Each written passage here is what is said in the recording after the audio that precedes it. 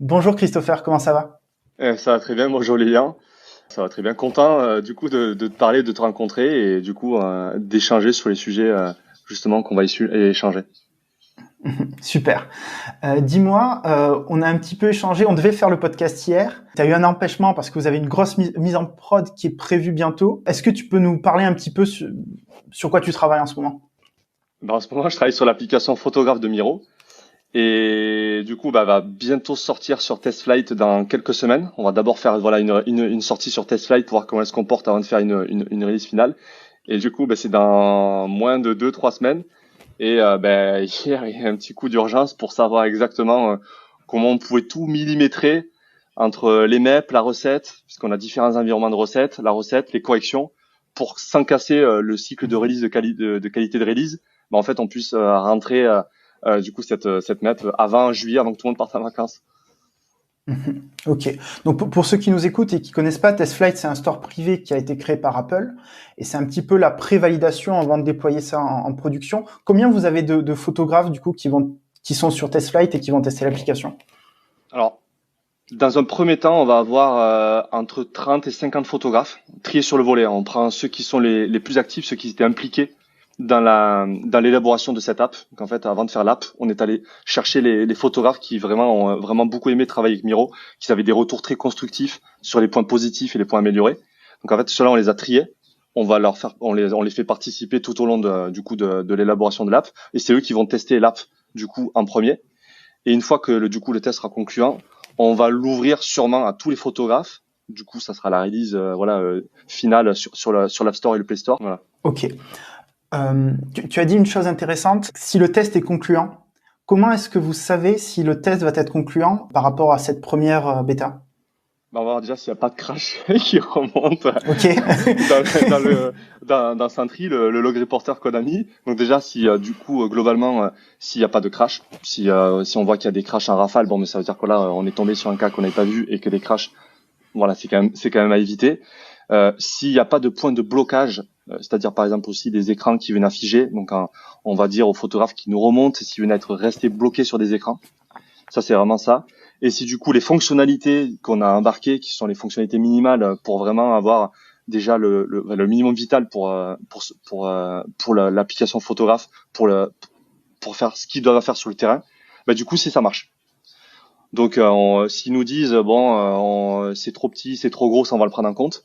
Mais le plus important là, on va leur dire est-ce que toutes les fonctionnalités qui sont présentes, vous arrivez à les faire de bout en bout. Voilà. Donc c'est comme Ok. ça qu'on va récupérer leur feedback. On verra si ça n'a pas craché et on verra s'ils sont pas restés bloqués sur les écrans. Elle va permettre quoi cette application concrètement? Tu peux nous Alors, dire? ouais, l'application, elle va permettre de faire exactement ce qu'ils peuvent faire sur le terrain, sauf que ils perdaient du temps. Il n'y avait pas la notion de temps réel avec les notifications push, c'est-à-dire ils avaient que les mails quand ils devaient recevoir des offres. Donc en fait, ce qui se passe, c'est que Miro envoie des offres de shooting photo à des photographes et ensuite ils acceptent ou ils refusent. S'ils refusent, on propose à un autre photographe. Et avant, ça se passe par mail et maintenant, ça se passera par notification push. Donc il y a plus de réactivité, voilà. Il y avait par exemple un point de blocage aussi qui était pas pratique, c'était ça arrive à des photographes qui sur le terrain se rendent compte que le client finalement il n'est pas là, donc ils peuvent pas prendre de photos et ils doivent prouver qu'ils étaient bien sur place et que la porte était fermée par exemple, ou alors que le client n'était pas prêt, ou plein de raisons. Et ça avant c'était ils devaient prendre leur smartphone, prendre une photo, ensuite transférer la photo sur l'application desktop ou aller sur Safari mobile et uploader la photo. Bref, ils devaient quitter l'appareil photo pour aller sur un site web et uploader. Et des fois, ils devaient faire ça une fois qu'ils étaient rentrés chez eux et ils avaient, voilà. Pareil, ça c'est une fonctionnalité qui va se retrouver sur l'application mobile où on va pouvoir, lors d'un shoot, directement dire j'ai un problème, prendre une photo et du coup avec la localisation tout ça, on saura qu'il dit vrai et donc il y avait un problème et on pourra le rembourser ou vous reprendre un rendez-vous pour un autre shoot. Voilà. D'accord. Donc c'est intéressant parce que tu dis ok, on va envoyer une notification. Si la personne refuse, on va envoyer la notification à quelqu'un d'autre. À aucun moment vous allez envoyer le même job à plusieurs photographes. Non, parce que on veut déjà il y a en général les photographes, ils ont ce qu'on appelle alors, en interne on appelle ça des badges, ils ont des spécialisations. Donc ça dépend de leur matériel, des exigences clients et tous les photographes ne savent pas par exemple prendre des photos sur de la nourriture. Certains sont spécialisés dedans, d'autres non. Mhm. Et certains habitent dans la région qui est juste à côté et d'autres plus loin. Et du coup, en fait, il y a un ciblage. Et à chaque fois, on va interroger les plus à même à être capables de prendre la photo. Et s'ils disent non, ben évidemment, on va entre guillemets reculer jusqu'à être sûr de dire bon, on n'a aucun photographe. Mais on évite du coup de répondre d'envoyer une offre à tout le monde, alors qu'on sait qu'il y a des photographes qui vont être capables de le faire dans des très bonnes conditions parce qu'ils habitent très près, parce que ils ont le matériel pour ça. Du coup, on améliore la chance d'avoir un bon shooting photo. Donc c'est pour ça qu'à chaque fois, on fait ça vraiment photographe par photographe. Et c'est un algorithme qui fait ça toutes les 10 minutes, je crois, ou dès qu'il voit qu'on n'a pas de réponse ou qu'on a une réponse négative, dans ce cas-là, ça envoie notre photographe. D'accord, donc vous avez quand même dû développer un algorithme de matching entre la mission et le photographe. Exactement. Ok, donc il y a quand même dû avoir un gros travail au niveau des critères quelque part qui comptent, comme le matériel, tu disais, Ouais. La typologie de la photographie, etc., etc. Exactement. Ça, c'est un travail qui est fait en amont par une équipe qui s'occupe d'onboarder les photographes. Donc c'est là qu'ils lui disent qu'est-ce que tu sais faire. Par exemple, moi je suis spécialisé dans l'immobilier, je suis spécialisé dans la nourriture. Ok, je coche. Et c'est quoi ton matériel? Est-ce que tu as un Canon, un Nikon? Est-ce que tu as un réflexe? Est-ce que tu as voilà, je dis des mots comme ça. Oui, non, ok. Ah, je sais que Uber, eux, demandent seulement du réflexe ou je dis des bêtises, voilà, enfin Uber Eats ou voilà, notre client demande ah ben moi je veux que du Canon parce que ça correspond à des exigences de notre côté pour plein de raisons. Et là, tout de suite, ben en fait on peut savoir, ça aide tout de suite à plus tard à pusher des offres de shoot ciblées sur les photographes voilà qui correspondraient le mieux aux critères. D'accord. Aujourd'hui, qui sont vos clients qui ont besoin de ces photographes-là? Alors pour l'instant, on est sur la nourriture et sur l'immobilier. Et après, Ok. on a des tests en interne. Je sais pas si je peux en parler sur une autre verticale. Ok. Donc sur un autre secteur. La nourriture et l'immobilier, c'est quoi? C'est Uber Eats, par exemple. C'est tous les restaurants qui ont besoin de prendre voilà des photos sur leurs nouveaux plats, par exemple. Et l'immobilier, ça va être Airbnb, ça va être la forêt, sur tout ce qui est de la location ou de la vente d'appartements où il faut prendre des jolies photos. Voilà. Donc ça, pour l'instant, c'est ces deux secteurs qui sont utilisés en prod Ok. chez Miro. Voilà. Donc plutôt B2B actuellement plutôt que du B2C. Enfin, du B2B. Oui, oui, du B2B, on peut dire. C'est Donc B2B, ouais, c'est B2B. aujourd'hui, il n'y a pas un particulier qui va dire oh moi j'aimerais bien faire un shooting photo parce que je vais aller faire du sport ou je sais pas, je vais faire une séance shooting. Ils vont pas venir sur Miro. Je pense pas parce que de point de vue nous, on préfère des gros clients sur lesquels en fait on peut industrialiser tout le processus. Et en fait, ces clients-là, eux, ils savent aussi comment on marche. Et donc du coup, eux, ils ont déjà préparé, par exemple, des choses pour nous, et nous, on a déjà préparé des choses pour eux. Alors qu'un particulier, le temps que ça se mette en place, ça a des coûts, et en fait, ça risque d'être grignoté sur la marge qu'on ferait sur le shoot. Donc, pour l'instant, tout ce qu'on a monté en place, c'est vraiment sur des clients qui sont capables de eux-mêmes se mettre à l'échelle de scaler leur façon d'accepter des gens qui vont prendre des shoots pour eux. Je sais pas si c'est assez clair. Mais voilà, il faut Je des vois. structures qui sont capables de mettre en relation les opérationnels de chez nous avec chez eux pour que quand on leur dit tenez, vous pouvez aller chercher les shoots sur ce FTP ou sur ça, ils savent tout de suite. Ils ont un espace ici, ils ont un espace là. Quand on va partir à des particuliers, on sait pas sur qui on va tomber. Donc ça peut prendre beaucoup de temps et au final, on a perdu de l'argent. Voilà. Ok. Et aujourd'hui, comment ces institutions, comme tu disais, par exemple Uber Eats, Airbnb, ils vous connaissent? Vous avez des commerciaux en interne qui vont faire ce travail de relationnel avec ces grosses boîtes-là ou comment ça se passe? C'est exactement ça. On a des commerciaux qui regardent quelles sont les boîtes. Alors du coup dans le monde entier, parce que Miro ils sont sur tous les continents. Et du coup on a des commerciaux qui parlent dans toutes les langues sur tous les continents. Waouh. Et du coup ça permet, ben voilà, on démarche, on regarde quelles sont les entreprises locales. On sait que Uber Eats par exemple ils sont dans le monde entier. Mais les commerces, du coup, il y a Uber Eats Latam, il y a Uber Eats États-Unis, il y a Uber Eats machin. Donc on sait que il va falloir quelqu'un qui parle espagnol, quelqu'un qui parle américain, peut-être que même quelqu'un qui est sur place pour comprendre les contraintes qui sont différentes. Donc soit on a des opérationnels sur place ou des commerciaux sur place qui comprennent mieux les problématiques sur le terrain, parce que quand même on a des problématiques de terrain avec le photographe. Et à partir de là, c'est comme ça que ça se fait. Donc oui, il y a un démarchage commercial sur comment on fonctionne en termes d'industrialisation, en termes de ce qu'on est capable de faire ou de ne pas faire. Et pour qu'après, du coup, les clients disent OK, on travaille avec vous, ou non, on peut pas travailler avec vous. Voilà. Mais oui, tout à fait, c'est comme ça que ça marche. Quel est le modèle économique aujourd'hui de Miro? Alors, ça se prononce Miro. Miro, excuse-moi. Ouais, non, t'inquiète, pas de problème. T'inquiète. Miro, le modèle économique, c'est les clients, ils disent, on a un shoot, on a des shoots à faire, on a 50 shoots, on met sur la table, par exemple, d'accord, je vais dire un chiffre rond pour comprendre, on met 1 000 euros sur la table.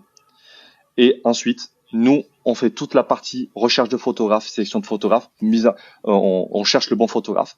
On lui dit, tiens, on te propose forcément, on prend une commission, et ça dépend de plein de critères. En moyenne, c'est combien la commission? Franchement, c'est pas pour pas te répondre, je ne connais pas le chiffre. Et tu connais pas le chiffre? Moi, je connais pas le chiffre de la commission parce que je crois que c'est quelque chose qui peut varier en fonction de la négociation, en fonction de ça. Je veux pas dire de bêtises. Je sais pas si c'est fixe ou pas fixe. Et je sais pas si ça. T'as pas une fourchette à l'esprit? Franchement, je risquerais de dire des bêtises. Donc je pourrais te dire comme okay. Je sais pas, le modèle App Store 30%. Je sais que c'est quelque chose c'est un peu le secret commercial parce que c'est un peu de ce qu'on nous a dit. On a déjà plus ou moins demandé. On nous a dit c'est un secret commercial de la mesure où les concurrents ils ont envie de savoir combien on prend pour commencer à proposer moins. Si tu vois ce que je veux dire. Donc je ne sais pas. Forcément, il y a quelque chose qui fait les coûts, la marge. Donc à partir de ça, il reste une partie au photographe. Donc je peux vraiment pas te répondre. Hein. Je sais que c'est une question que certains nous demandent et je sais pas si ça varie ou pas, peut-être en fonction des clients, en fonction de la complexité de tout ça, mais je ne connais pas la marge. Et je crois que il y a très peu de monde sait sauf la partie commerciale. D'accord. Même au sein de ta boîte, l'information, elle est quand même, elle est pas trop connue. Sur celle-là, ouais, moi je sais pas, moi naïvement j'ai un ordre de grandeur. Je dirais peut-être sur le modèle de l'App Store, par exemple, tu vois, où on prend 30%, parce que il y a les coûts du serveur, des bêtises. Donc je ne sais pas si c'est 30% plus ou moins. Franchement, j'en sais rien du tout. Donc je me doute qu'on doit faire forcément de la marge sur le photographe, que le photographe doit gagner sa vie, et que nous on a des coûts sur la mise en relation, sur la prospection, en amont la qualification. Je ne sais pas combien ça représente, vraiment. Ok. Ça fait combien de temps que tu travailles chez Miro? J'ai rejoint Miro en juillet, donc ça fait 1 an. Ça fait 1 an. Donc ça fait à peu près 1 an que vous travaillez sur la première version de l'application? Alors, ça fait pas 1 an, puisque moi j'étais le premier. Ensuite, j'ai recruté Thomas et Clément, qui sont 2 devs iOS Android, qui font les deux d'ailleurs maintenant. Et du coup, on va dire le développement de l'application, il a commencé vraiment en novembre. Début novembre, on avait choisi comment on allait le faire. On avait toutes les billes, on avait les premiers écrans. On savait, ok, on va partir sur telle architecture, on va faire ça. Thomas, il a rejoint l'équipe si je dis pas de bêtises, ouais, le 7, autour du 7 octobre. Clément, c'était fin septembre.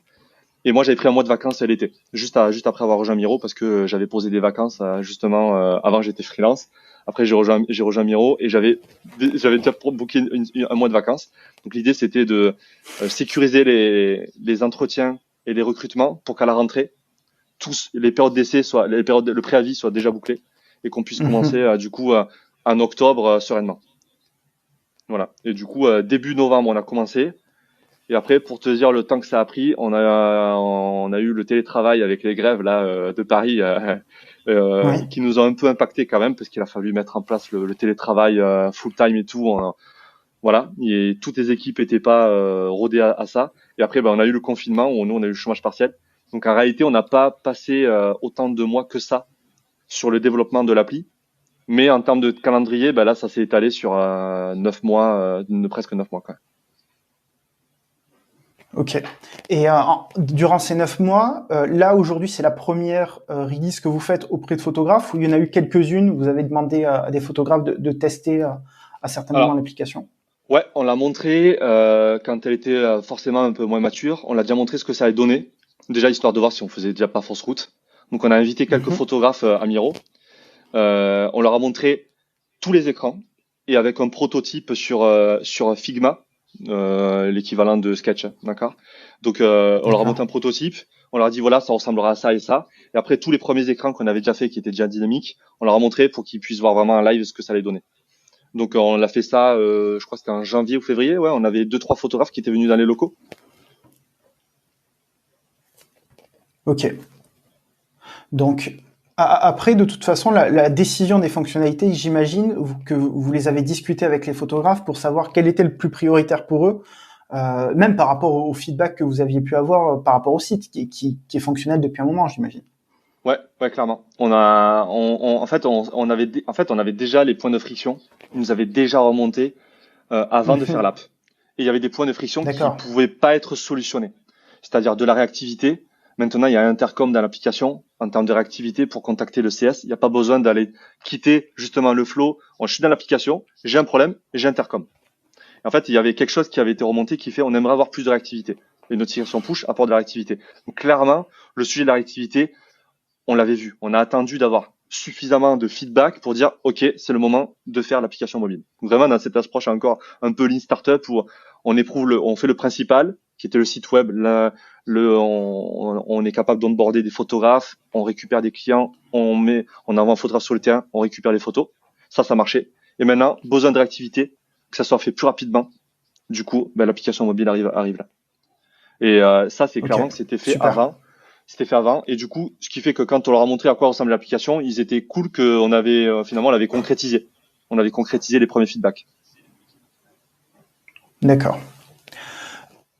Tu as rejoint Miro, et juste après, il y a eu la levée de fonds qui a été annoncée. Alors, est-ce que Ouais. tu peux me rappeler le montant? Parce que je crois qu'il y a eu plusieurs levées finalement. Alors ouais, alors Miro, de ce que je me rappelle, ils ont fait trois grosses levées. A, B, et je crois que celle-là c'est la C si je dis pas de bêtises. Il y avait plusieurs millions la première fois.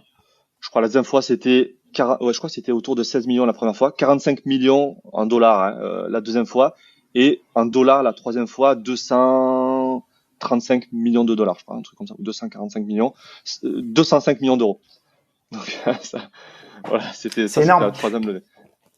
Est-ce que tu as remarqué des impacts de cette levée de fonds au sein de la boîte, au sein de la manière de fonctionner, par rapport à tes expériences précédentes où il y avait peut-être pas eu ce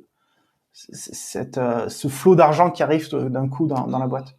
Alors, moi, je suis arrivé quand c'était à peu près le début de la fin des recrutements ou le gros scaling, puisque du coup, quand j'ai commencé Miro en juillet, la levée de fonds avait été bouclée. Et il y avait eu du prévisionnel déjà, il y avait déjà eu des plans de recrutement, il y en a eu encore. Il y en a eu encore jusqu'à décembre. Et clairement, les choses vont vite. Il faut savoir onboarder plein de nouvelles personnes dans l'équipe technique, dans les interlocuteurs, le produit, les opérationnels. Clairement, c'est quelque chose. Hein. Moi, j'étais curieux déjà de voir comment j'allais être accueilli ou du jour au lendemain, on passe de 0 à 3 développeurs mobiles. Et ça s'est très bien passé hein, pour le coup.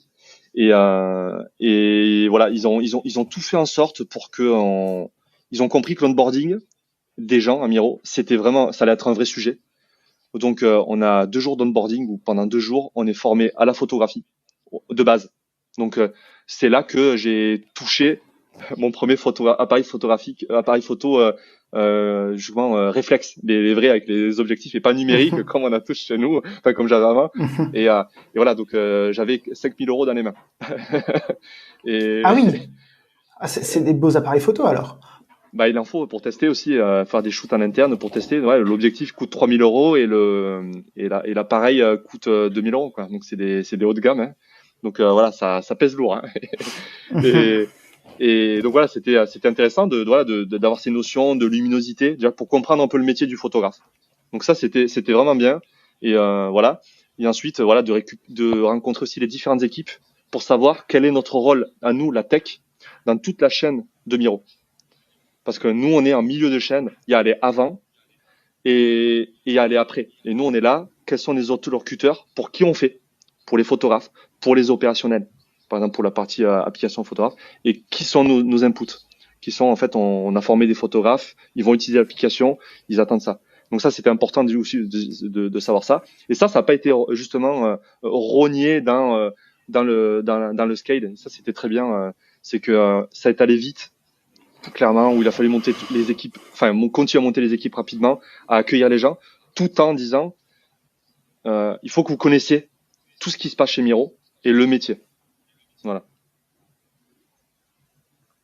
Est-ce que tu as vu des impacts? Par exemple, on dit souvent, enfin en tout cas moi je l'ai vécu, t'es dans une boîte, notamment une société de service, la notion du budget est une notion clé dans la rentabilité du produit.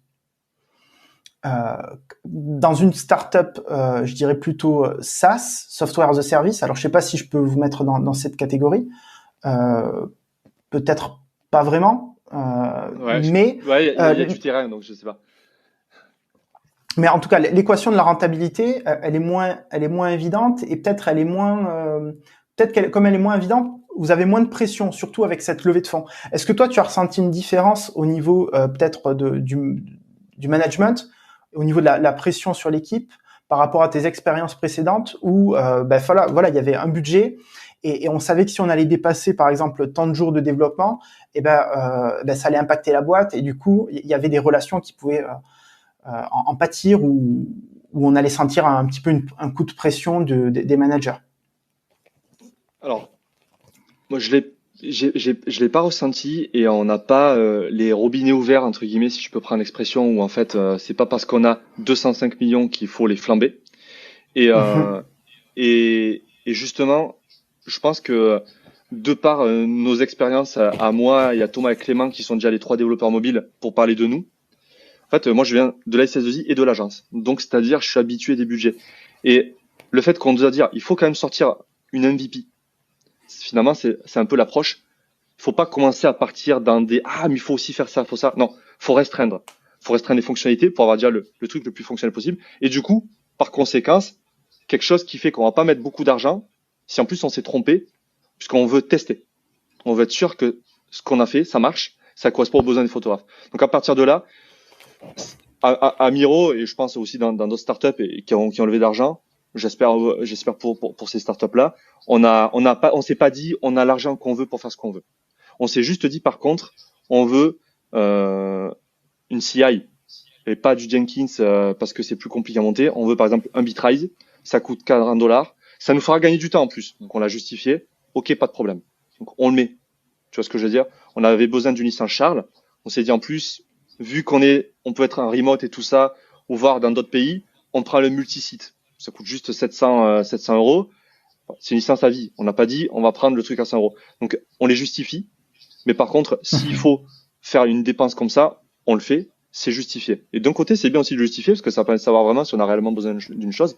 Et dans le cas du coup, donc ça, c'était pour l'outillage. Et dans le développement, on s'est toujours dit, il faut quand même essayer de sortir l'application le plus rapidement possible pour éviter en fait cet effet tunnel ou cet effet où on peut se tromper, on peut faire des choses en trop, alors qu'en réalité, il faut tout de suite demander les avis du photographe. Dans le cadre de l'application Miro. Donc vous arrivez quand même à vous restreindre et pas à partir en live parce qu'il y a plein de cash dans la banque. Complètement. Et je pense que c'est un peu le rôle des managers et c'est ce qu'a fait Miro et ils sont pas trompés il faut embaucher des gens avec des expériences pour encadrer des gens qui ont pas trop d'expérience pour éviter justement que ça soit un peu foufou, par exemple. Je pense que voilà. Donc on est bien encadré justement à tous les niveaux pour rester toujours les pieds sur terre.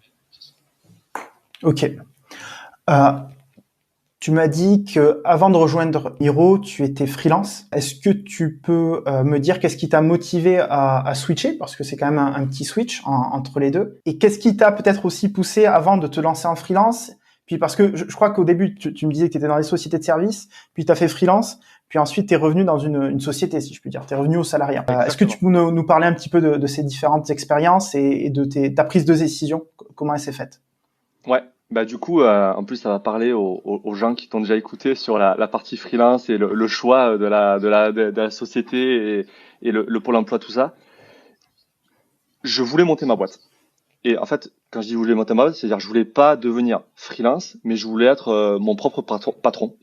Et j'avais eu une idée avec un collègue qui s'appelle Jean-Laurent. On était tous les deux dans la société de service Link Value, et on s'était dit, on a envie, là, c'est le moment ou jamais, là, maintenant, il y avait un bon timing qui s'était préparé, on avait assez d'expérience, on avait assez de contacts de clients, on s'est dit, il faudrait qu'on monte notre boîte parce qu'on a une bonne idée, il faut qu'on la fasse, mais pour ça, il faut qu'on la finance. Et nous, on est des développeurs qui ont fait une école, on n'avait pas des moyens de base pour dire on a 200 000 là, tout de suite dans la poche. Et du coup, ce qu'on s'est dit, c'est il faut qu'on se lance en freelance d'abord, c'est-à-dire en bossant de notre côté, en facturant, parce que on gagne plus d'argent. Et on avait le réseau on avait l'expérience, on avait tout ce qu'il fallait. Et on s'est dit, on va passer en freelance, quelques mois, on va mettre l'argent de côté, on va récupérer le pôle emploi avec la rupture conventionnelle. Donc c'est chose qu'on a eu. On a demandé la rupture conventionnelle pour nos bons et loyaux services chez Link Value. Ils ont accepté facilement? Ils ont accepté. On a mis des arguments sur la table. Alors, attends, ça m'intéresse de savoir un petit peu comment tu as négocié ça. Quels étaient les arguments? Est-ce que tu peux nous partager? Alors, on avait des arguments un peu différents entre moi et Jean-Laurent. On leur a dit la vérité que déjà on voulait monter quelque chose. Ça, c'est vrai. Évidemment, ils n'ont pas accepté tout de suite. Après, on a mis les autres arguments sur la table en disant que ça faisait 3 ans qu'on était là. Pour moi, 3 ans et Jean-Laurent peut-être un petit peu moins. Et que on a réussi vraiment beaucoup de choses. On leur a donné de la visibilité grâce à nos victoires au hackathon. Moi, cet esprit entrepreneur, je l'avais déjà eu chez les hackathons. J'en avais déjà fait 2 et j'avais vu les impacts que ça avait eu, un peu comme toi sur les podcasts, de donner de la visibilité sur le savoir-faire technique, sur les discussions, sur les challenges. Et en fait, je savais que ça pouvait leur ouvrir des portes. Et c'est ce qui s'est passé en fait. On a gagné plein de projets grâce à nos victoires à hackathon. Et ça, je leur ai dit que tout ça, en fait, ça n'aurait pas pu y être si j'avais pas apporté ça. Et donc je disais le retour de la pièce, c'est est-ce que ça serait pas un bon retour de pièce. Et donc avec tous ces arguments-là, ça a été entendu. Et on veut monter notre boîte. On s'est beaucoup donné pour la boîte. Et à partir de là, ils nous ont apporté des choses. On leur a apporté des choses. Et donc vraiment, c'était la rupture conventionnelle, elle a du sens. Et Jean-Laurent, il y a beaucoup de hackathons qu'on a fait ensemble. Il a porté beaucoup de projets derrière. Il a réussi à convertir des projets justement derrière. À l'issue de ces victoires hackathons, on est venu nous contacter pour nous dire ce que vous faites à hackathon, c'est génial. Est-ce qu'on peut travailler avec vous? Et c'est comme ça que qu'on a transformé et qu'on a récupéré 500, 600 000 euros de projets. Peut-être plus. À aucun moment vous avez eu des commissions de votre boîte sur les projets que vous faisiez rentrer? Non. Non, c'est parce que déjà on l'a fait. Moi, les hackathons, je les fais par passion. On peut pas faire le hackathon d'une manière intéressée parce que c'est pas rentable de base. On sait pas si on va gagner ou si on va perdre. Et on va pas commencer à fixer des primes sur ça, sachant que pour réussir un hackathon, faut être passionné. Je parle des hackathons, d'accord? Faut être passionné. Faut Alors accepter. attends, je pense qu'on s'est mal compris. Ouais. Pas, Non, mais j'ai très bien compris. Pas dans le sens des hackathons, mais dans l'apport d'affaires derrière que tu fais. Oui. Bah, le truc, c'est qu'après, les apports d'affaires, on l'a considéré comme étant un bonus. On était un peu content de le faire. Après, on se dit, si une augmentation, une prime et tout ça tombe, on la prendra. Mais on le faisait pas pour ça. Pour parler de tout ce qui s'est gagné avec ça, on n'est pas allé le chercher comme ça. Et du coup, on l'a bien fait parce que le jour où on est allé dire, on veut une rupture et on aimerait, pour tous nos bons et loyaux services, on n'a pas fait des choses de manière intéressée. Dans ce cas-là, nous on jugeait que c'était aussi pour la boîte qu'on le faisait, on était content que ça en bénéficiait. On l'a fait pour nous, on l'a fait aussi pour eux. Donc du coup, c'est comme ça. On n'a pas eu de prime parce que ça avait jamais été contractualisé, spécifié. Et justement, d'un côté, c'était bien parce que ça permettait que ça soit vraiment sur le bon vouloir à la base. Tu vois ce que je veux dire? C'est pour ça qu'il y a un rapport entre le hackathon et la transformation de tous les projets qui ont été faits derrière. Donc, on a eu la rupture conventionnelle avec ces arguments-là. Voilà, on a mis des choses dans la balance et ça a été accepté. Et du coup, l'idée, c'est que nous, on a choisi le montage avec Jean-Laurent on travaille tout de suite. On va pas faire une SASU, on va mettre tout en dividende.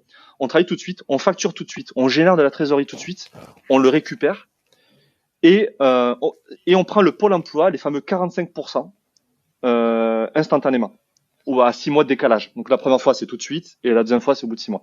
Ce qui nous permet d'avoir du cash rapidement et du coup qu'on a pu injecter dans la structure Sliders, qui était la boîte qu'on a montée, la vraie boîte qu'on a montée avec Jean-Laurent, et pas nos structures freelance, les URL qu'on avait montées.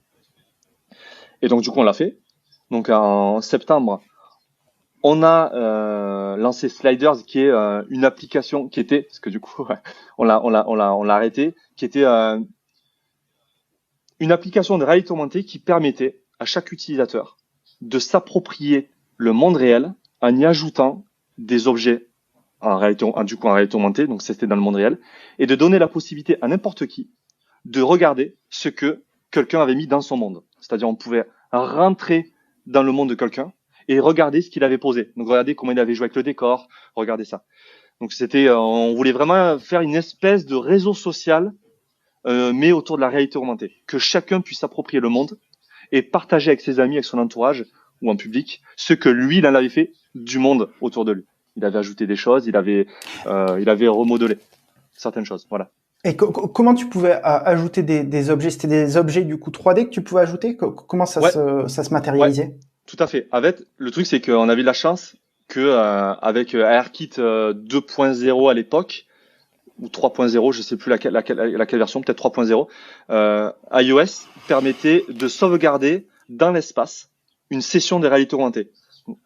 Donc ça veut dire que on pose un objet en réalité augmentée, on tue l'application, on relance l'application et sans rien faire, on revient au même endroit et là l'objet revient.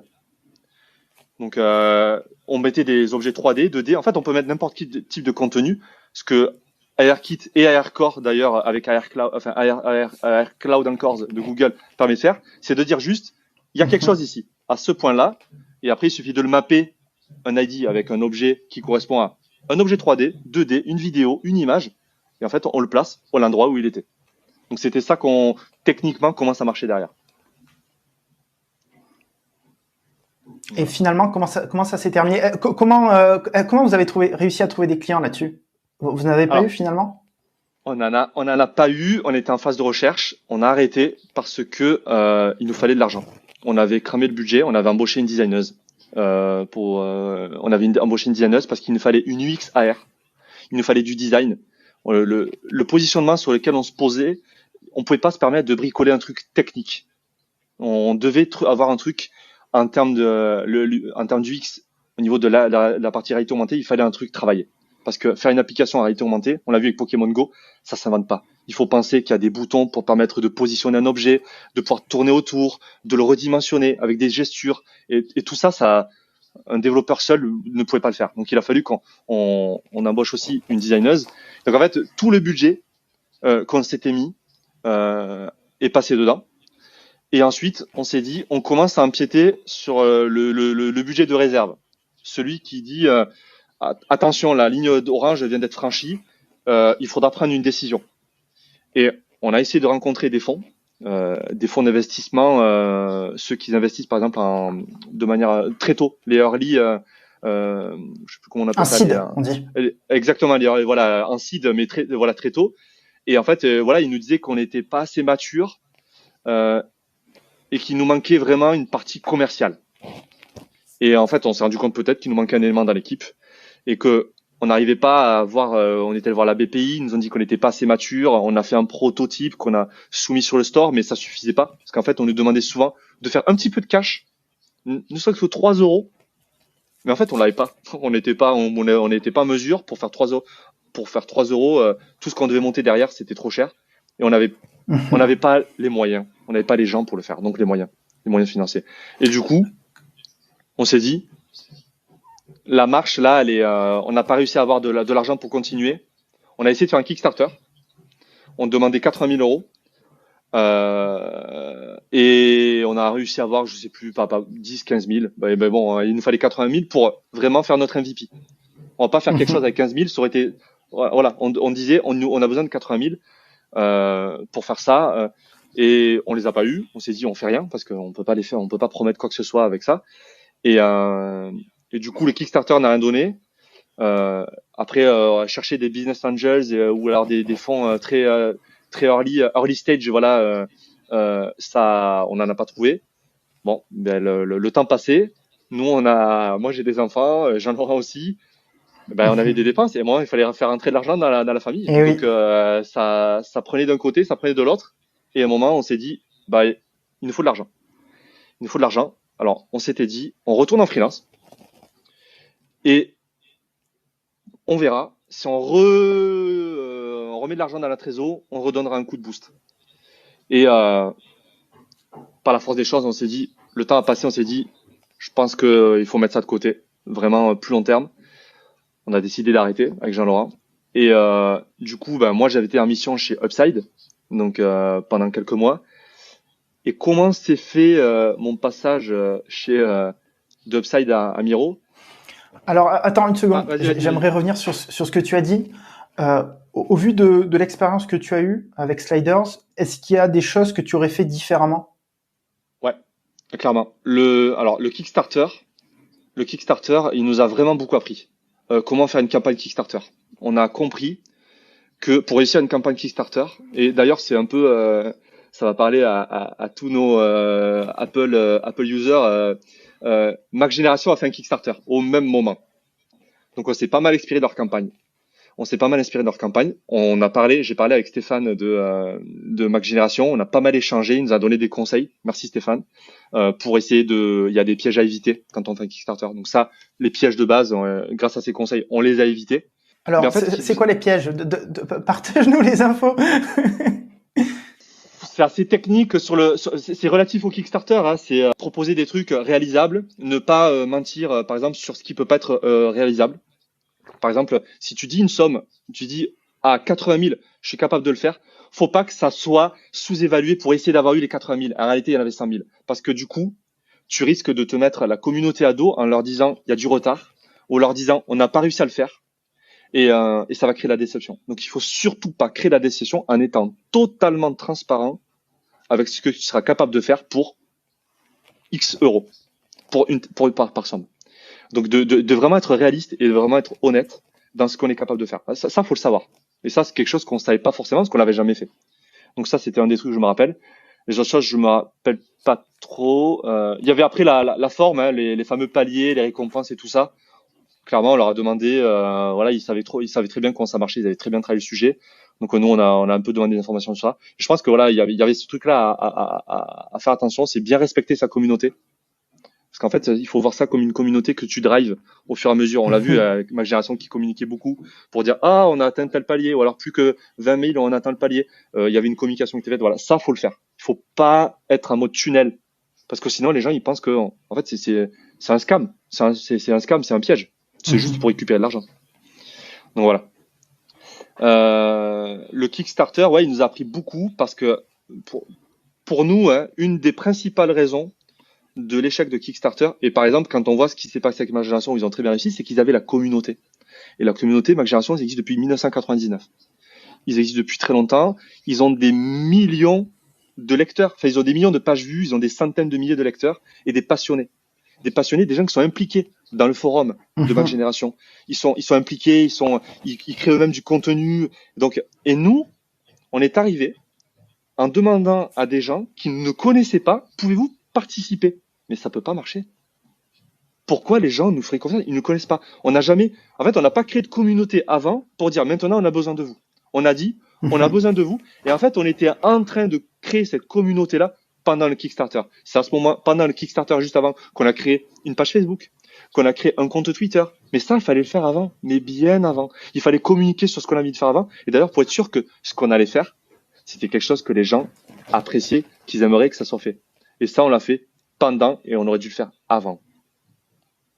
Voilà. Ok. Donc ça, c'est la plus grosse leçon que tu as apprise de cette expérience. Clairement. On pouvait pas se lancer comme ça sur un Kickstarter. En fait, on n'était pas un jeu. Et encore même un jeu. Quand je revois des Kickstarter qui ont été faits autour d'un jeu, disons, on va être un clone de Crash Bandicoot. Mais les gens, Crash Bandicoot, ça leur parle. Ils ont une communauté. Les gens savent que c'est Nintendo, que ça. Donc quand on leur dit, on va faire un clone de Crash Bandicoot, mais il y a tous les gens qui ont adoré Crash Bandicoot qui vont être déjà dedans. Donc en fait, il y a déjà une communauté. Tu vois? Et nous, on n'avait pas. Du coup, on a contacté tous nos amis, tous nos proches, les proches de nos proches. Donc ça a marché. On a mis 15 000 euros. Mais c'est tout. Ok. Voilà. Ok. Et donc après ça, donc tu fais Upside et ensuite tu es arrivé chez Miru. Non, pas tout de suite. Bah si, ça s'est fait tout de suite. J'étais chez Upside. Il y a un chasseur de tête qui m'a contacté. Il m'a, sans trop m'en dire, mais il a forcément tapé dans quelque chose que personnellement je recherchais. C'était, moi je voulais monter ma boîte parce que je voulais être un peu le lead mobile, vraiment directeur technique mobile de ma boîte, d'accord? Parce que voilà, il y a des choses que je sais faire, je jugeais que c'était le bon moment. Et là, un chasseur de tête me dit, il y a une société, une start-up alors ils n'avaient pas encore levé les 205 millions, ils avaient juste fait les 65 millions, là les 45 plus 20, les 65 millions. Il me dit voilà, ils cherchent leur nouveau responsable du pôle mobile. Et, du coup, il me disait que mon profil, entrepreneur, iOS, Android, franchement, matché avec les prérequis pour correspondre au poste où il y a tout à faire dans un environnement startup. Il faut quelqu'un avec de l'expérience et qui a pas peur de tester, de rencontrer des gens, de les écouter, de dire ah ça va pas, on refait. Voilà. Et moi, ça me plaisait de dire, ben finalement, voilà, je suis un peu, je vais être la tête du pôle mobile, hein, le lead tech, mais un peu produit aussi mobile, et de dire, voilà, il y a tout à faire, et sur la partie produit et sur la partie technique, et c'est quelque chose que je voulais faire chez Sliders au final. Et je me suis dit, ben si je peux pas le faire pour Sliders, et pourquoi pas je le ferai pas chez Miro. Et j'ai fait chiche, et j'ai fait voilà, donc j'ai rencontré le CTO. L'ARH, voilà, j'ai suivi le process et voilà, ben voilà, j'en suis là. Voilà. Ok. Quelles sont les expériences que tu as pu avoir d'un point de vue technique que tu as appliqué et mis en place chez Miru? Et on parlait notamment en amont du podcast de convention au niveau du code. Est-ce que tu peux nous parler de tout ça? Alors, c'est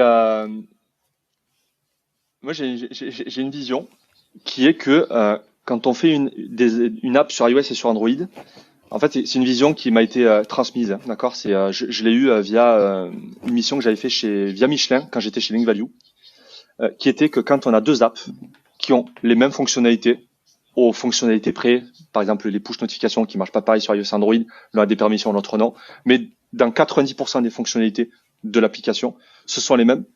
Pourquoi on ne les ferait pas de la même manière?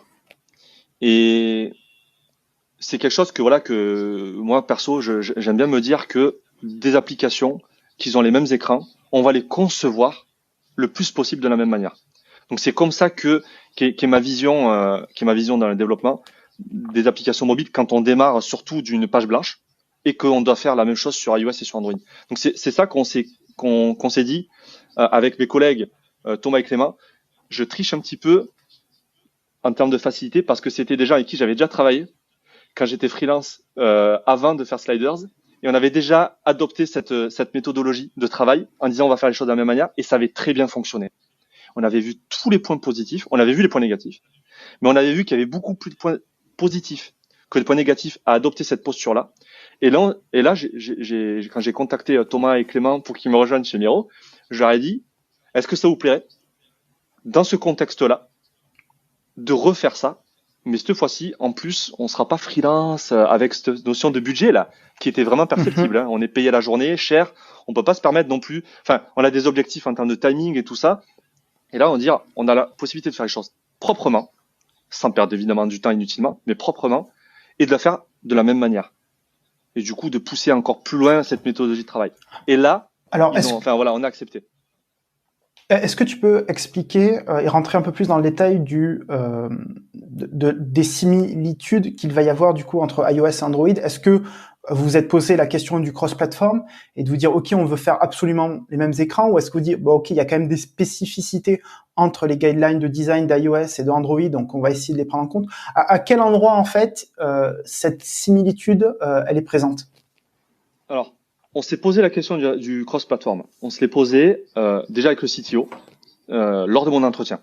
Lors de mon entretien, et là, je lui ai demandé qu'est-ce qu'il y avait besoin réellement de faire, que ça soit maintenant ou plus tard, parce que ça, il faut y penser. Le plus tard, c'est combien? Est-ce que c'est dans 10 ans ou est-ce que c'est l'année prochaine? Et c'est exactement ce qui s'est passé, c'est qu'il m'a dit, on envisage dans un an des choses, et ces choses-là ne pouvaient pas être faites en solution cross-platform. Je vais expliquer ce que c'était. Donc, quand il m'a dit ces besoins-là, j'ai dit, OK, dans ce cas-là, on va partir tout de suite sur du natif. Et là, il dit, c'est exactement aussi ce que j'avais en tête vis-à-vis de ça.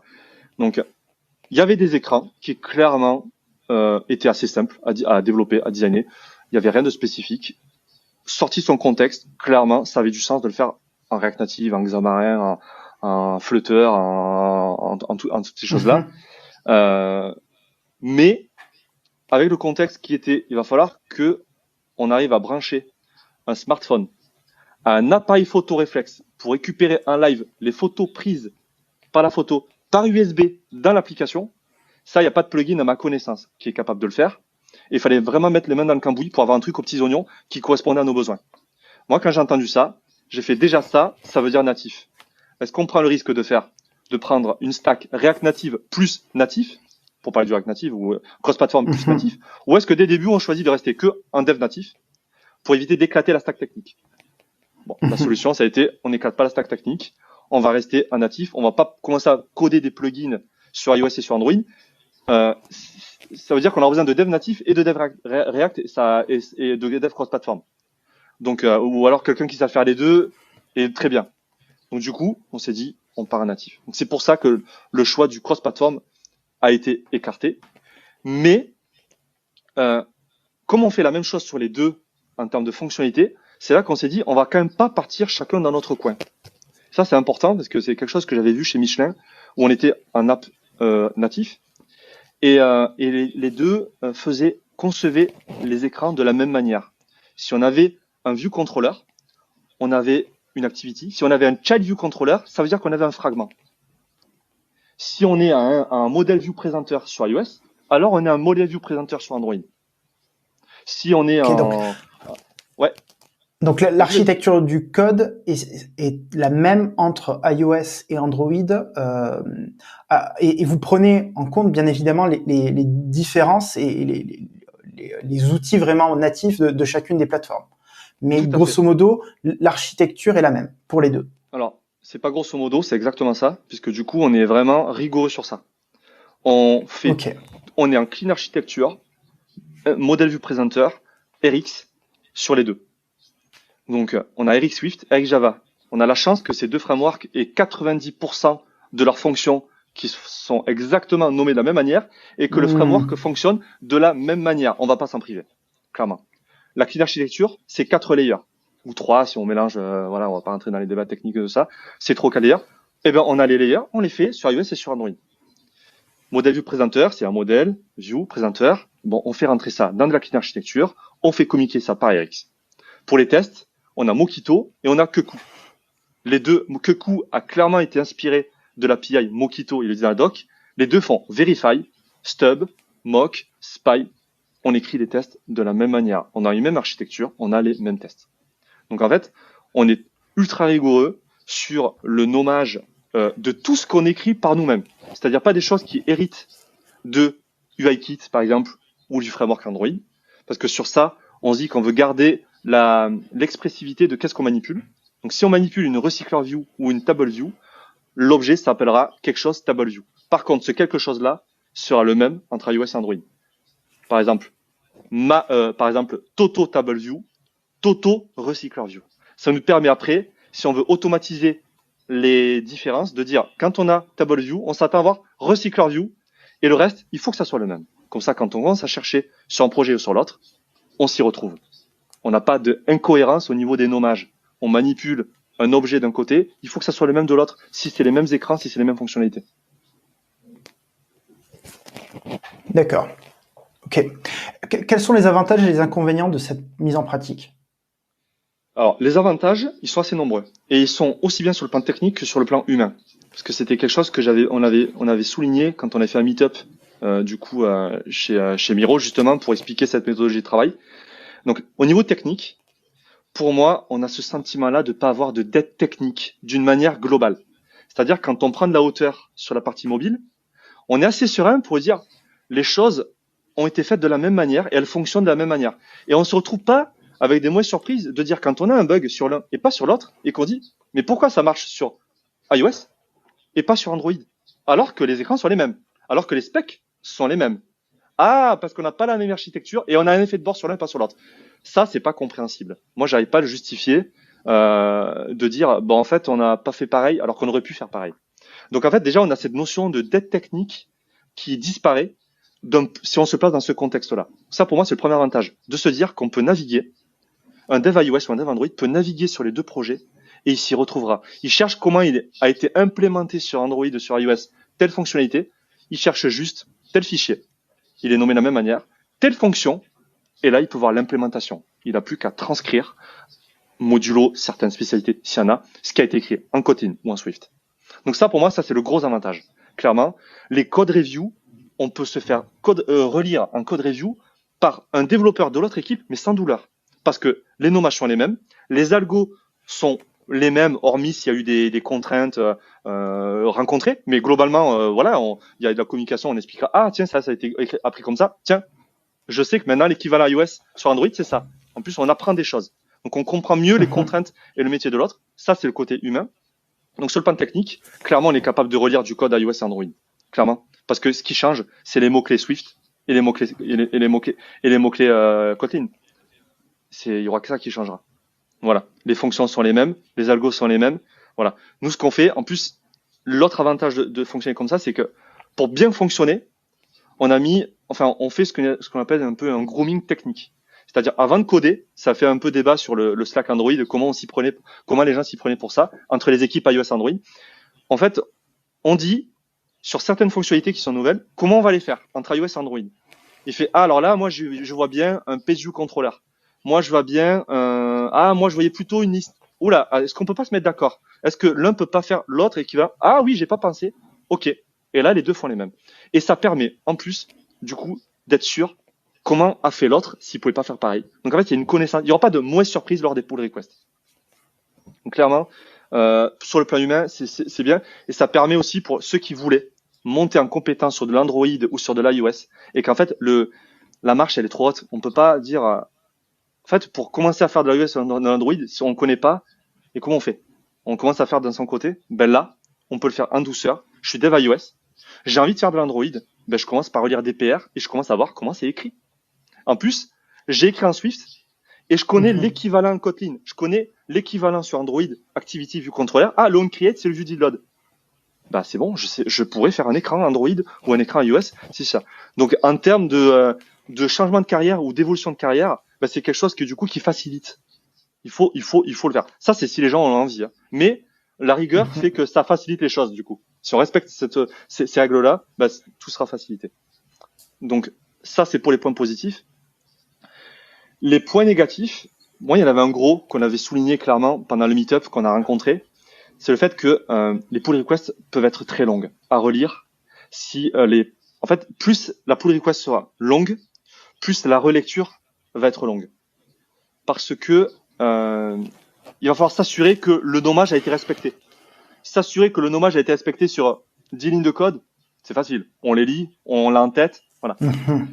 Quand la pull request, ça a été un refactoring sur 56 fichiers, ça commence à être plus compliqué. Et là, on se dit, voilà, il va falloir le faire, puisque sinon, si on commence à diverger sur ça, on arrête notre méthodologie, les choses vont être différentes et tout ça. Donc, on se force. Et là, on se rend compte que sur certaines pull requests, les reviews pouvaient durer. Sur certaines grosses pull requests, on avait mis un jour de review pour s'assurer que les nommages avaient été les mêmes sur ci, sur ça. Ah, sur ça, on s'était pas dit. Ah, sur ça et tout ça. Ah, tiens, j'avais nommé comme ça et tout ça. Et du coup, ça, on l'avait dit, c'était le point noir à l'époque, en janvier, quand on avait vraiment, on avait fait ça, c'est que les petites pull requests se passent bien. Les grosses pull requests, elles sont très longues.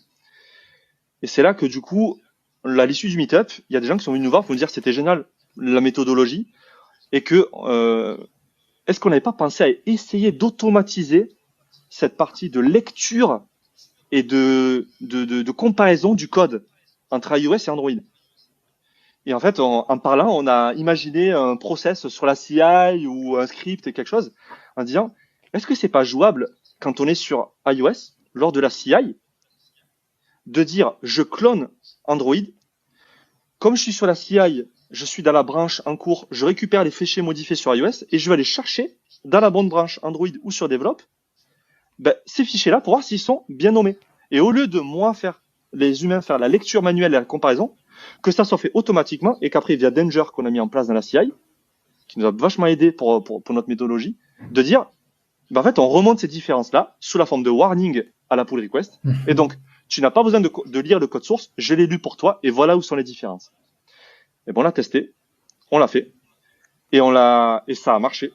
On l'a fait sur toute la partie du code de test où toutes nos fonctions de test sont nommées de la même manière et on s'est rendu compte que des fois, sur iOS et sur Android, lors des pull requests, il y avait des tests qui avaient été manqués. Donc, sans regarder le code coverage, on était capable de savoir que des fonctions n'avaient pas été testées, elles avaient été oubliées lors de la relecture de code parce que dans un fichier de test, on avait 5 fonctions de test et quand on a la même archi, les mêmes nommages et les mêmes écrans, c'est cohérent d'avoir 5 tests de l'autre côté. Et là, on a vu qu'en fait, on n'en avait que 4. Et l'outil nous disait, cette fonction-là n'existe pas dans notre fichier. Regarde. Et là, on s'est dit, on avait oublié un test. Et c'est là qu'on s'est dit, voilà. Donc du coup, cet outil-là, pour l'instant, il nous a permis de voir beaucoup de choses qui nous avaient échappé. Parce que voilà, c'était pas infaillible, cette comparaison stricte. Et on est arrivé à un niveau, enfin, sur les tests, on a nos tests qui sont 100% les mêmes sur ceux qui doivent l'être. Et après, en évolution, puisqu'on s'est rendu compte qu'on avait des warnings sur des choses qui étaient dédiées, on envisage de faire un peu comme sur le format SwiftLint, d'exclure justement les spécifications pour qu'à la fin on ait 0 warning quand il faut pas qu'il y en ait et pas des espèces de faux positifs. Voilà. Et ça c'est un cours, mais pour l'instant, voilà. Ok, donc l'objectif final, c'est d'implémenter ces conventions de nommage dans SwiftLint, donc qui est le linter qui va vérifier le code à chaque compilation pour vous assurer que vous êtes cohérent déjà et que en fait, pour pouvoir filtrer un maximum de différences en amont. Alors, pas dans SwiftLint, mais juste derrière, et que ça marche comme SwiftLint, c'est-à-dire qu'on a tous les warnings qui sont remontés sur la PR. En fait, on le fait avec Danger. Et que du coup, tous les faux positifs, toutes les exclusions, on les a mis dans un fichier d'exclusion, de configuration. D'accord. Voilà, pour qu'ensuite on ait un truc propre et que les warnings soient des vrais warnings. Voilà. Okay. Est-ce que vous n'avez pas des problèmes aujourd'hui de synchronisation dans le sens où vous devez attendre que la fonctionnalité soit développée sur Android pour pouvoir la développer sur iOS ou inversement? Parce que si vous développez les deux en même temps, après, il risque d'y avoir des petites différences, tu vois, de la résolution de l'algo, je sais pas. Alors, si on le fait en même temps, ce qu'on fait, c'est qu'on dit le script Danger, il va, dans tous les cas, il tourne. On a mis un label dans GitHub qui dit que si on veut pas lancer le script de comparaison, ça le lance pas. Donc en fait, la CI, au moment où elle va lancer tous les scripts, Bitrise, tous les scripts, le SwiftLint, le Swift format, enfin tous ces trucs-là, il regarde à un moment donné, juste avant de lancer le script de comparaison, est-ce que le label ne pas comparer, il est présent.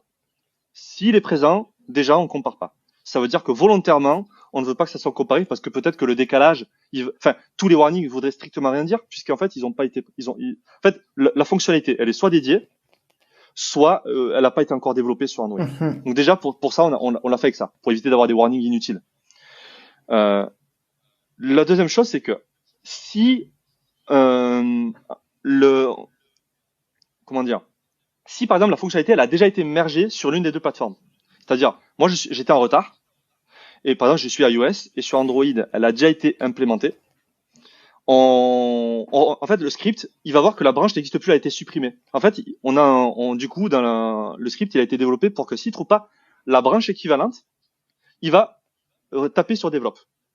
Ça veut dire que, Ok. comme ça a été mergé, il doit retrouver les différences. Moi, je vais boucler dans ma branche iOS sur tous mes fichiers qui ont été modifiés, mais je m'attends à ce que, du coup, le nommage soit bien. Donc, s'il y a un décalage, pas de problème. Pour moi, le décalage, entre guillemets, le plus problématique, et c'est pas un vrai souci, je vais t'expliquer pourquoi, c'est quand les deux sont faits en parallèle. Pourquoi? Parce que imaginons que le premier, il venait à finir juste pendant que l'autre est en train de finir, mais il n'a pas encore fini. Ok, le script, il va tourner, à la rigueur, on peut le désactiver. Le deuxième, il va faire tourner lui le script, donc il va faire l'équivalent à l'inverse, et lui, il va voir que son nommage n'est pas le même avec iOS. Et donc là, il va dire, qu'est-ce qu'on fait? Donc on se met d'accord, soit on fait soit la pull request n'a pas été mergée, et dans ce cas-là, tout de suite iOS fait les modifs, soit elle a été mergée, dans ce cas-là, on regarde si le nommage ne peut pas être adapté sur Android, si en fait c'est une erreur Android, sinon, eh ben on fait une pull request corrective rapidement sur le nommage. Peut-être contre-coup aussi du truc, mais voilà, on essaye de. C'est pour ça que la communication, elle est importante, et ces problèmes-là sont surtout visibles quand on construit beaucoup de nouvelles choses, mais pas quand on les maintient. Quand on maintient, les fonctions sont déjà écrites. Tout est déjà quasiment fait, l'architecture, elle n'est pas à revoir, donc en fait, les différences sont très minimes. Par contre, quand c'est sur des nouvelles choses, c'est important de se parler avant. Ok. Donc, il n'y a pas vraiment de gros avantages à être le premier à pousser la nouvelle fonctionnalité et à dire, tu sais quoi, c'est à toi de t'adapter à ce que je viens de faire, mon coco. Non, c'est trop facile. C'est trop facile, c'est pas sympa, c'est trop facile. Et surtout que, non. Ça, Mais attends, ne me dis pas que c'est pas arrivé au début. Je dirais pas que c'est pas arrivé au début. Par contre, que des fois, ça nous dit, j'ai poussé en premier pour rigoler. Ouais, ça nous arrive. Clairement. Mais par contre, comme c'est jamais le même qui est premier, bah, du coup, de toute façon, on passe tous à la casserole. Ouais. Ok. On arrive un petit peu à la fin du podcast. Est-ce que tu peux me donner ta définition d'un bon code?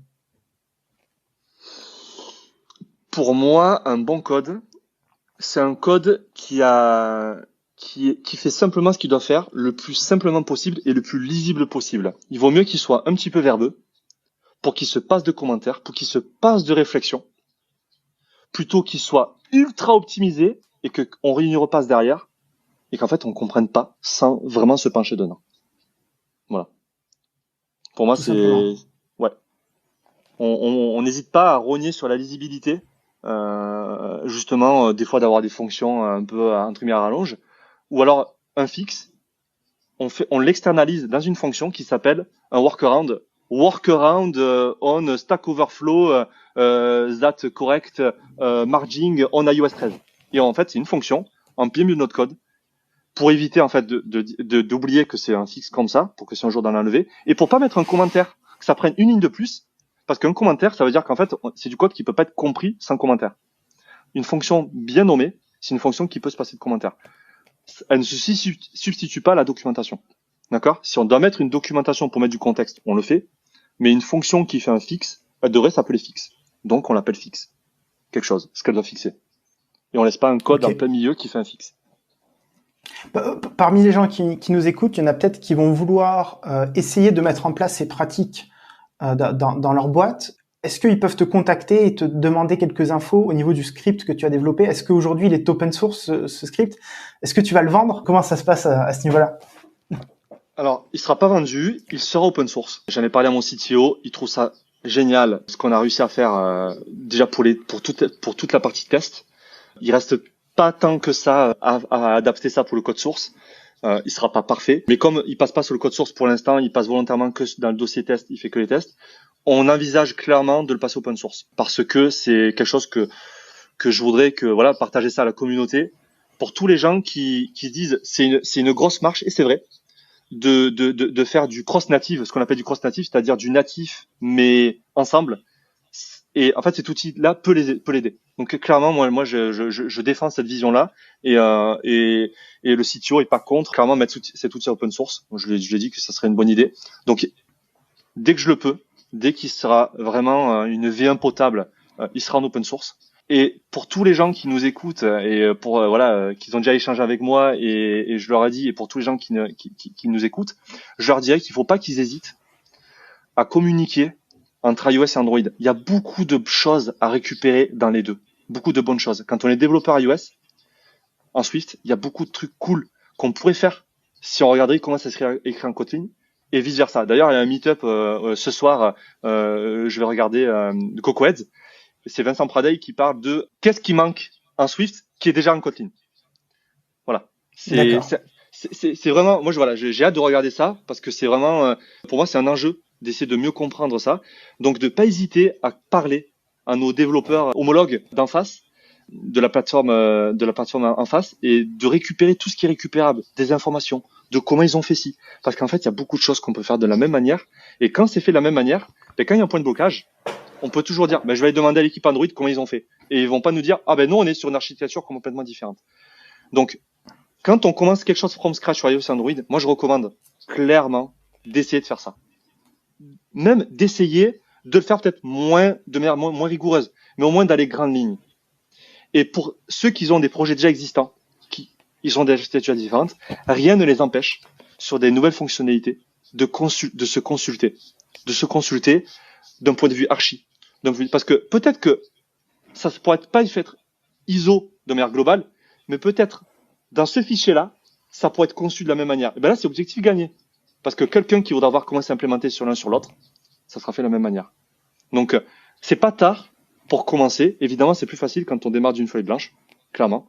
Mais c'est pas impossible de démarrer certaines fonctionnalités dans une application existante sur deux choses complètement différentes.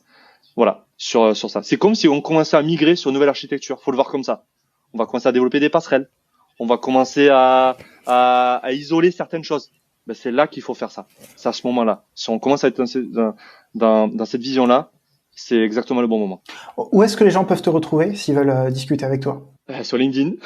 sur LinkedIn. Je suis pas ultra actif sur Twitter, par contre, sur LinkedIn, je suis dispo. Voilà, sur les Slack. Sweet Baguette et Android FR. Voilà, vous l'avez compris. Je suis sur les deux Slack. Donc, qu'ils n'hésitent pas à me parler, à me poser des questions. On mettra les liens en description du podcast et de la vidéo. Voilà. Je diffuserai parce que je l'avais pas fait parce que c'est tombé juste avant le coronavirus et j'avais complètement oublié les slides du meet-up.